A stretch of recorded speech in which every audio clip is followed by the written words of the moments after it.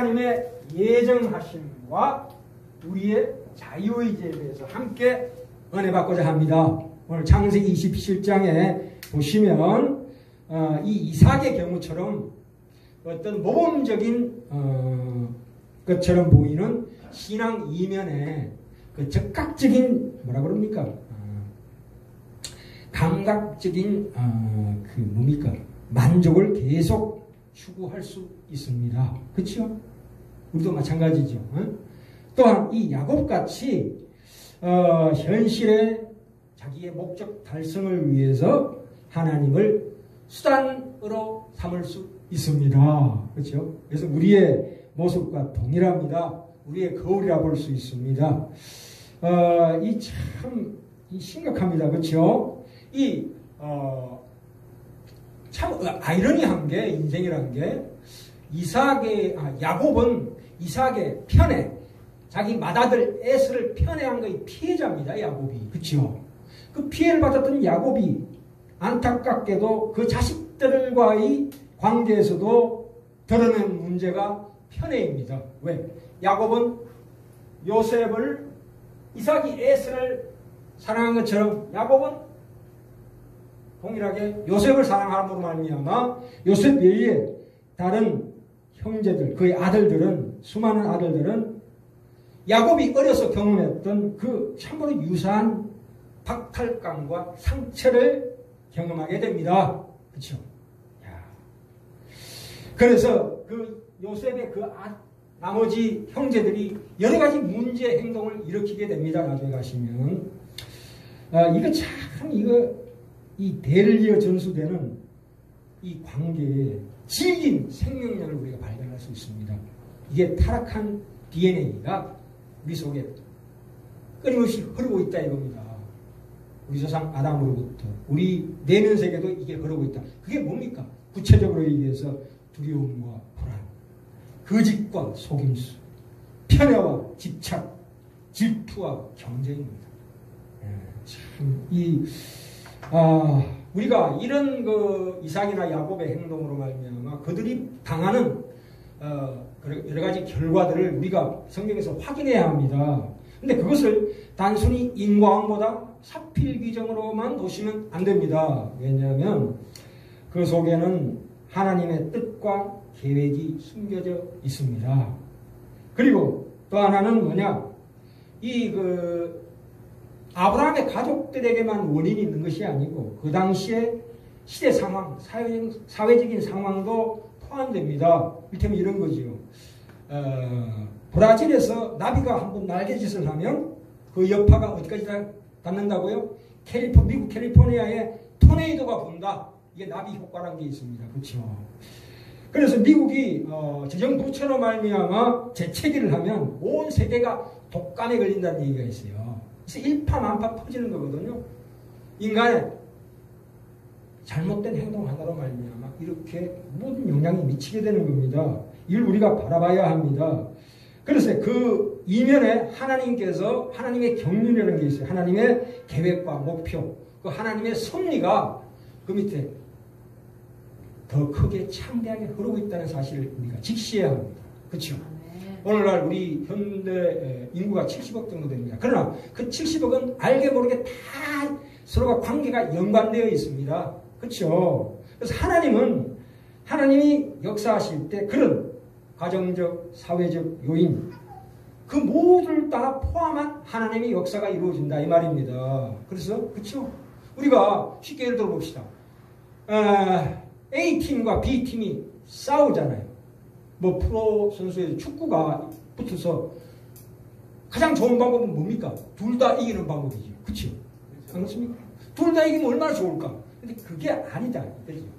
그게 인과율이라고 합니다. 인과율. 우리가 보통 그 운명과 숙명을 얘기할 때 이 숙명에 대해서는 그 언어학적으로 보는 관점과 또 심리학적으로 보는 관점이 달라요.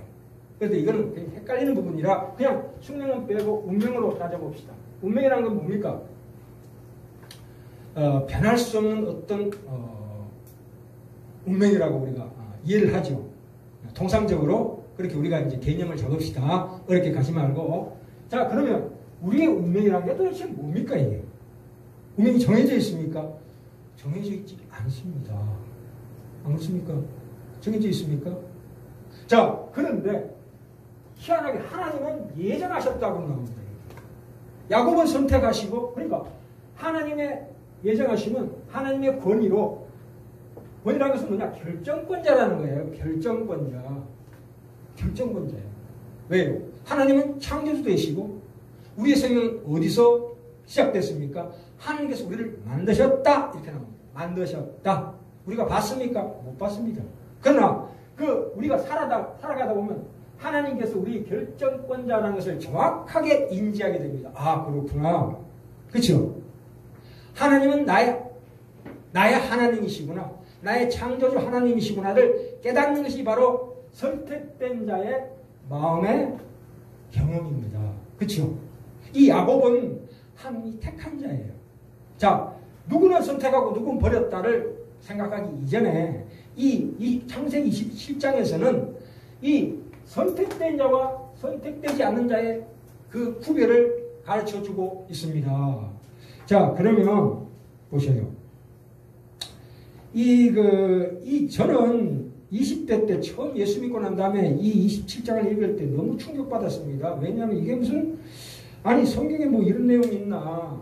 우리가 도덕책에 보면은 권선징악 아닙니까? 나쁜 놈은 반드시 그 결과를 당하고 좋은 사람은 좋은 결과를 당한다는 얘기인데 이건 거꾸로 반대가 되어 있잖아요, 지금 상황이. 안 그렇습니까?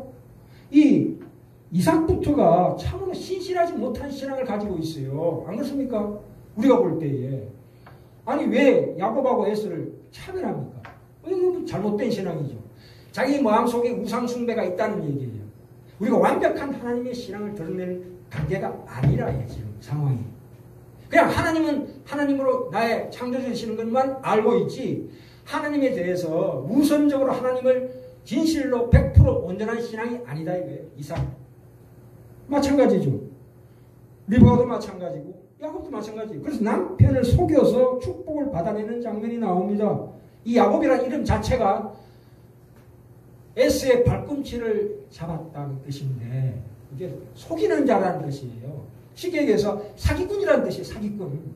아니, 그 인간의 부정한 방법을 써서 복을 받아냈다 이 얘기입니다.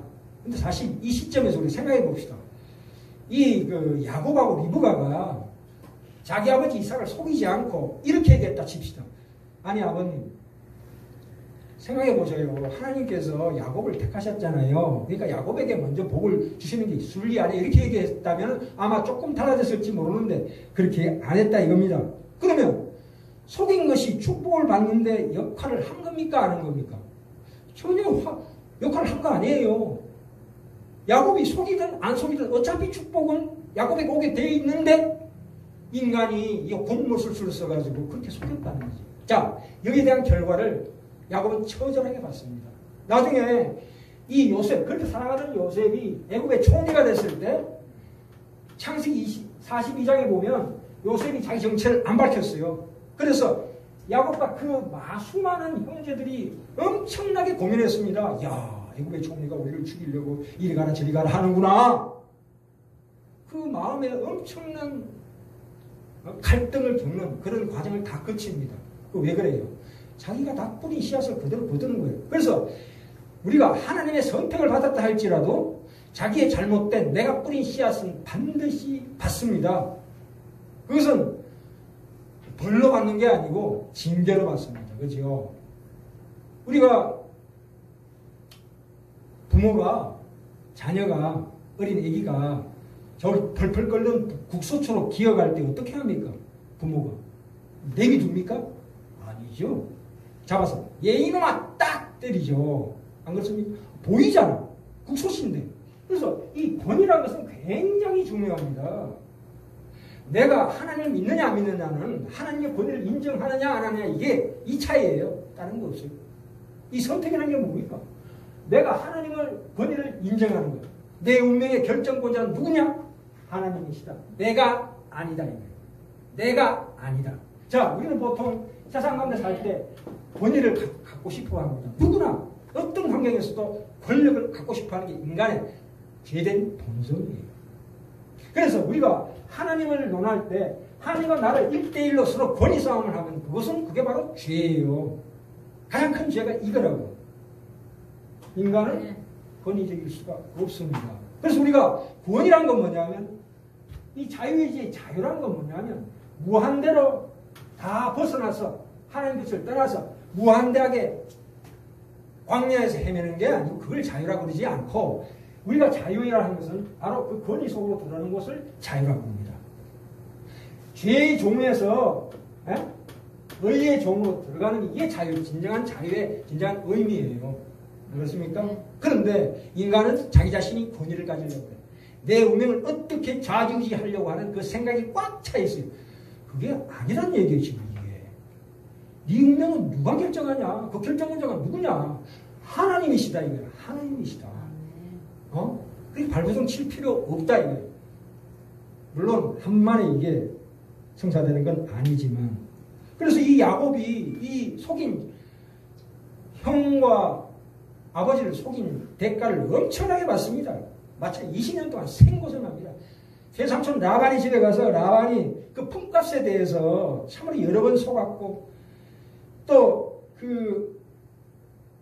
참 말할 수 없이 비참한 인생 경로를 거칩니다. 그러다가 나중에 베델에서 하나님을 만나죠. 그 하나님을 만나고 난 다음에 그러고도 정신을 못 차려서 또 하다가 다시 베델에 와서 드디어 약복 나루트에서 하나님을 진실로 만나는 사건이 일어납니다. 이때까지는 이 하나님을 그냥 하나님, 권위의 하나님으로만 내 운명의 결정권자로 와가지고 거기에 뭔가 비벼서 축복을 얻어내려고 하는 그런 마음이 있었는데 이제 그 약복 나루트에서 어떻게 변합니까? 야곱이 하나님은 나의 누구라고요? 아버지. 아버지로 변화됩니다. 아버지로 변화돼요. 이야, 이게 로마서 8장에 나오죠? 이 단계를 거치는 거예요. 정말 하나님은 나의 아버지구나. 내가 이리 가든 저리 가든 나를 자 보세요. 우리가 신분이라는 것은 택함 받았을 때부터 하나님의 자녀입니다. 그러나 내가 가는 인생 경험은 이렇게 내일 위에 이렇게 해가지고 순간순간 하나님께서 인도하시는 게 아니에요. 하나님은 그냥 내비둡니다. 어떻게 내비둡니까? 자, 네가 나의 권위를 인정하고 나의 뜻대로 살 것이냐 아니면 세상 네 권위로 살 것이냐를 선택하게 합니다. 선택하게 해요. 선택하게 합니다. 마음대로 해도 돼요. 내가 어떻게 살든 상관없어요. 하나님 그냥 바라다보고 계세요. 아버지로서. 그러다가 어느 정도 죄가 어느 정도 분량이 차면 사람마다 다르지만 여기에다가 뭘 넣습니까? 불을 넣어버립니다. 그걸 통과하게 합니다. 그래서 뜻이야. 그 결과를 내가 속속들이 체험하게 돼요. 이게 나의 길이 아니구나. 그래서 다시 이렇게 돌아가요. 또 그러다가 또 그냥 왔다 갔다 물론 뭐로 가도 서울만 가면 되지만 어쨌거나 그게 인생입니다. 우리 인생이라고요. 그걸 언제 깨닫습니까? 빨리 깨달을수록 좋다 이 말입니다. 그래야 막말로 생고생 안 한다 이거예요. 물론 참 이게 민감한 문제입니다. 참 이게 오늘 주제가 하나님의 예정하신가 우리의 자유의지인데 한번 따져봅시다. 이 선택이라는 것을 우리가 하나님 미리 고정된 기차가 그냥 고다리만 쫙 이렇게 내일만 달리는 걸로 착각하는데 그게 아니에요. 이 선택했다는 것은 우리가 보통 뭐입니까? 내가 내 일상생활 가운데서 활동하는 나의 활동은 하나님의 결정에 의해서 움직이는가 아니면 나의 선택에 의해서 움직이는가 이런 의문이 생기죠. 그렇죠? 그러니까 이 자유의지와 하나님의 선택과 우리 자유의지는 사고 충돌합니다. 그렇죠? 안 그렇습니까? 그랬을 때 우리가 아까 제가 말씀드렸죠. 우리 발걸음을 모두 미리 도표를 그려놓고 그쪽으로 가게 하시지 않습니다. 하나님께서. 마음대로 하게 하시는데 문제는 뭐냐면 하나님은 태어났을 때부터 선택한 자는 어느 수준까지 올리려고 하는 그 계획과 목표가 있었어요. 그런 거 있기 때문에 우리를 출생시키신 겁니다. 로마서 8장 가볼까요? 로마서 8장. 자, 로마서 8장에 굉장히 유명한 구절이 있습니다. 이게 하나님의 예정에 대해서 말씀하시는 거예요. 28장, 8장 28절, 29절, 30절입니다. 8장, 비슷습니까? 로마서 8장 28절, 29절, 30절 제가 읽겠습니다. 우리가 알거니와 하나님을 사랑하는 자, 곧 그 뜻대로 부르심을 입은 자들에게는 모든 것이 합력하여 선을 이루느니라. 뭐예요? 우리 수준을 어느 수준까지 올려주겠다? 하나님의 자녀의 수준까지 올려주겠다. 아멘. 하나님이 미리 아신 자들로 또한 그 아들의 형상을 본받게 하기 위하여, 누구의 형상? 예수 그리스도의 형상을 본받게 하기 위하여 미리 정하셨으니, 그렇죠? 태어날 때부터 미리 정했대요. 태어나기 전에, 창세 전에, 에베소서에 나오죠. 창세 전에 나를 이렇게 출생시켜서 이런 수준까지 올리려고 하나님께서 작정하시고 나를 출생시키셨다, 이 말입니다.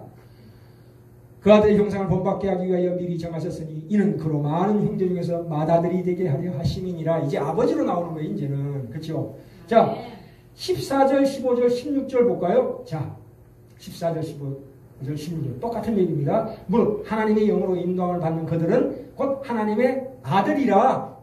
우리는 누구라고요? 하나님의 아들입니다. 너희는 다시 무서워하는 종의 영을 받지 아니하였고 양자의 영을 받았으므로 아빠, 아버지라 부르신답니다. 아빠가 아빠예요. 아빠. 그만큼 하나님과 나와 관계는 친밀하다 이거예요. 그렇죠?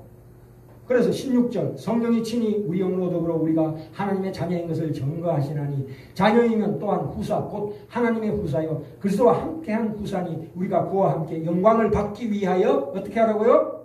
고난도 함께 받아야 될 것이니라. 고난은 필수입니다. 필수. 왜 고난은 옵니까? 아까 말씀드렸죠. 우리의 잘못으로 인한 고난도 있고 또 요셉 같은 경우에는 본인이 잘못하지도 않았는데도 이 사람을 이 수준에 올려주기 위해서 훈련시키는 거예요. 일단 훈련소에 한번 입소하면 걔가 이 수준 될 때까지는 졸업을 안 시킵니다. 그거 아셔야 돼요. 참으로 무시무시한 하나님입니다. 네? 아멘. 내가 죽기 전에 너는 어느 수준까지 가라 하는 하나님의 결정과 선택이 있어요. 거기까지 도달 안 하면 생고생한다 이 말입니다. 아멘. 이건 꼭 명심하셔야 합니다. 그냥 어영부영 그냥 하늘나라 가는 거 아니에요. 왜 우리를 살려두십니까? 이 훈련을 위해서, 이 수준을 위해서 우리를 살려두시는 겁니다. 아멘. 그 과정 중에서 다가오는 고난은 참으로 귀한 겁니다. 고난이 다가와야 비로소 하나님을 찾습니다. 이 양이라는 게 뭡니까? 양. 양은 일기가 좋으면 다 흩어져 버려요. 날씨가 좋으면, 평안하면. 근데 비가 오고 바람 불고 그렇게 되면 스스로 집으로 찾아와요. 그 비가 얼마나 귀한 겁니까? 인간이 고난을 안 당하면요. 자기 내면적으로나 이 사회적인 상황 속에서 내가 좌절을 겪지 않고 절망을 겪지 않으면 하나님께 돌아올 자 아무도 없습니다. 그 질긴 그 인간의 죄의 본성이 얼마나 질긴지 몰라요. 내가 이제 2차제에 말씀드리기는 우리가 60년대, 70년대, 80년대는 예수 믿었어요. 그러면 누구나 예수 믿는 시대가 있었습니다. 그러나 지금 시대는 알곡을 가지는 시대예요. 지금 가서 아무 데나 가서 예수 믿으세요 믿을 사람 누가 있어? 아무도 없어요. 정말 힘들어요. 너무너무 힘든 시대예요. 이거는 하나님이 하셔야 되는 거예요. 내가 아무리 노력해도 안 되는 거라고. 이거는 복음을 전파한다? 하나님이 선택, 하나님의 자녀로 우리가 신앙을 드린다는 건 얼마나, 이건 불가능해요. 우리가 보기에는 불가능한 겁니다. 일단 우리가 이 심각한 하나님의 택하심을 심각하게 우리가 받아들이셔야 합니다. 그죠? 참, 하나님께서 우리 운명을 결정하신다. 말로 때릴 수도 있고, 또, 말로 할 수도 있고, 때릴 수도 있고, 여러 가지 방법을 동원합니다. 하나님은 우리를 내비두시지 않습니다. 내가 이쪽으로 갈 것이냐, 이쪽으로 갈 것이냐, 내가 좋은 쪽으로 가고 싶어 하는 그 마음이 자유의지가 아니에요. 내가 정말 저것도 하고 싶고 이것도 하고 싶은데 사람은 인간이 원하는 것은 다 나쁜 길이에요. 인간이 원하는 것은 다 나쁜 길이라고. 인간은 자기가 원하는 대로 인생 살아가는 거 아닙니다. 어쩔 수 없이 택할 수밖에 없는 그런 상황이 옵니다. 그게 바로 하나님의 인도하심이에요. 어쩔 수 없이 마지못해 내가 신앙이 깊어져서 내 스스로 하나님께 간다고 절대 착각하지 마십시오. 인간은 그런 존재가 아니라는 것을 이 27장에서 확인합시다. 인간은 절대 그렇게 호락호락한 존재가 아니에요. 그 죄의 본성은 우리 밑에, 우리 내면 속에 깊이 뿌리박고 있습니다. 이걸 어쩔 수가 없어요. 이것은 하나님께서 억지로 그쪽으로 가게 할 수밖에 없는 상황이 우리 인생 가운데 펼쳐지게 되어 있습니다. 내가 좋아서 가는 거 아니에요. 싫더라도 하나님의 그 수준에 도달하게 됩니다. 누가 웃으면서 훈련받는 사람 누가 있어요? 울며 불며 훈련받는 거죠. 그래서 나중에 계급장을 탁 달고 보셨죠? 사관과 신사 리차드 기어 나오고 데바라 윙거 나오는 그 이류 영화에도 마지막에 그 수많은 고통 속에서 그 뭐 엄청난 훈련을 받다가 나중에 탁 졸업식에 탁 달고 쫙 모습이 쫙 그때 자기를 가리신 교관이 그 앞에서 쫙 경례를 받아서 수고했다. 이 입장이 바뀌어버린 거예요. 훈련자가 훈련받은 사람보다 계급이 더 낮아. 그래서 그 훈련자가 누구예요? 우리 주변에 많은 사람들이 훈련자예요. 내 부모, 형제, 자매, 이웃 모든 사람들이 나 하나를 그 수준에 하나님께서 올려주시기 위해서 나에게 허락하신 관계예요. 이 관계 속에 수많은 갈등과 염려와 불안과 질투와 경쟁이 있지만 거기에서 우리는 반드시 승리한다 이 말입니다. 승리할 수밖에 없다. 그것이 택한 자의 가장 큰 하나님의